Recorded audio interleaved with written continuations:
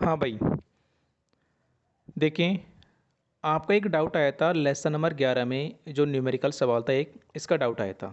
सवाल है, दिए गए पदार्थ की किसी एल लंबाई तथा ए मोटाई के तार का प्रतिरोध 4 ओम है।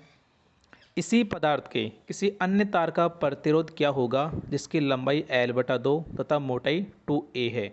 देखिए, आपको दो तार दे रखे हैं। पहले तार की कंडीशन यहाँ पे लिखी है कि जो पहले तार जो है उसकी लंबाई एल है, मोटाई ए है। इस कंडीशन में उसका प्रतिरोध होगा 4 ओम। ठीक है। इसी पदार्थ का एक दूसरा तार ले जिसकी लंबाई पहले की लंबाई की आधी हो, मोटाई पहले के तार का डबल हो। ठीक है, लंबाई आधी है, मोटाई डबल है, तो उसका प्रतिरोध कितना होगा, ये आपका सवाल है। तो ध्यान से देखिए, दो तार दे रखे हैं, तो मैं जब प्रथम तार की बात करूंगा तो सब जगह मैं 1 लगा दूंगा, और जब द्वितीय तार की बात करूंगा तो मैं सब जगह लगा दूंगा 2।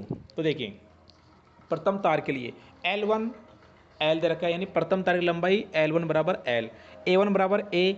इस कंडीशन में R1 का मान कितना हो जाएगा, 4 ओम हो जाएगा। आपको पता है प्रतिरोध सूत्र क्या होता है, R बराबर रो इंटू एल बटा ए, यही होता है ना। लेकिन आपको प्रथम तार का प्रतिरोध निकालना है, इसलिए हो जाएगा R1 बराबर रो इंटू L1 बटा A1। ये हो जाएगा प्रथम तार के लिए सूत्र। अब मान रख दो इस समीकरण में R1 की जगह R1 आ जाएगा, क्योंकि प्रथम तार का प्रतिरोध निकालना है। रो की जगह रो आ जाएगा, और L1 का मान कितना दे रखा है आपको, ध्यान से देखो, L1 का मान दे रखा है L, तो L दे रखा है ना ये। तो इस समीकरण में जब मान रखेंगे L1 की जगह L आ जाएगा, A1 की जगह A आ जाएगा, तो समीकरण बन जाएगा R1 बराबर रो इंटू एल बटा ए। और आपको पता है इसका मान दे कितना रखा है R1 का, वो दे रखा है आपको 4 ओम। ध्यान से देखो, सवाल में दे रखा है, इस समीकरण तो बनेगा R1 बराबर रो इंटू एल बटा ए, और उसका मान दे रखा है आपको R1 बराबर 4 ओम। ठीक है, यानी जो R1 है इसका मान, इस पूरे समीकरण का मान आपको 4 ओम दे रखा है।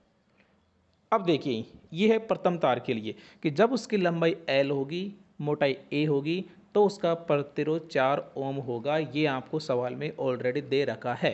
आगे देखिए, द्वितीय तार के लिए, द्वितीय तार क्या है कि उसकी लंबाई यानी L2 बराबर L बटा 2, A2 बराबर 2A, तो उसका प्रतिरोध कितना होगा। तो लगाओ प्रतिरोध का सूत्र। भाई, प्रतिरोध का मेन सूत्र ये होता है, जब इसमें मान रखेंगे तो R1 की जगह R2 हो जाएगा, क्योंकि द्वितीय तार का प्रतिरोध निकालना है। तो R2 बराबर रो इंटू L2 बटा A2। L2 का मतलब है दूसरे तार की लंबाई, और A2 का मतलब है दूसरे तार की मोटाई। जब इसमें मान रखेंगे अपन, तो R2 बराबर रो, L2 का मान कितना है, L बटा 2। देखिए L बटा 2 अपन ने यहाँ पे मान रख दिया, L बटा 2। ठीक है, आगे A2 का मान कितना है, 2A, तो ये 2 रख दिया। तो R2 बराबर रो इंटू एल बटा 2 इंटू 2A, 2 को 2 से गुणा करेंगे तो जाएगा 4, और समीकरण बन जाएगा R2 बराबर रो इंटू एल बटा 4A। अब ध्यान से देखो, इस समीकरण में 4 को मत देखो, केवल रो इंटू एल बटा ए को देखिए। रो इंटू एल बटा ए, क्या ये R1 के बराबर दिख रहा है क्या, R1 बराबर रो इंटू एल बटा ए दिख रहा है ना भाई। तो चूंकि, एक मिनट, चूंकि रो इंटू एल बटा ए बराबर R1, तो इस समीकरण में रो इंटू एल बटा ए की जगह पर रख देंगे R1।